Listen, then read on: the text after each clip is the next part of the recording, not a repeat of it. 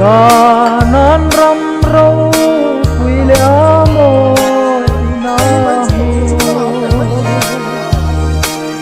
sirangayin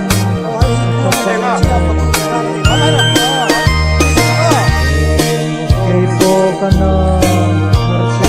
Bongsa. kasap na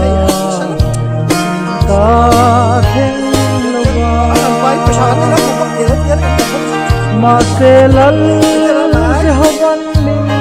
suaya ramang su ang sigalahan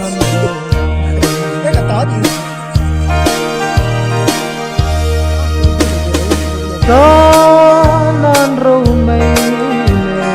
di kasama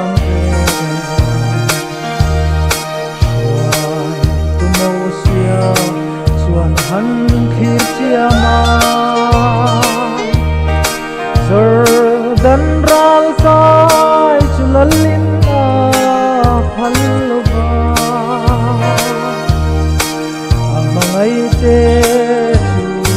asan sansa kay po kana harsati kasabna katheng loba maselal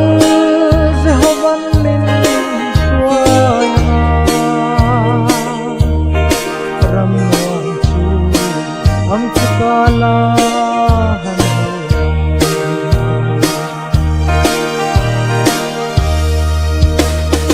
lutilen tlaka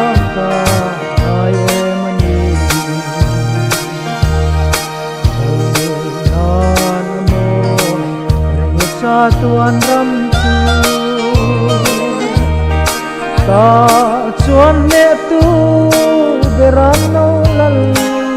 atua asira lal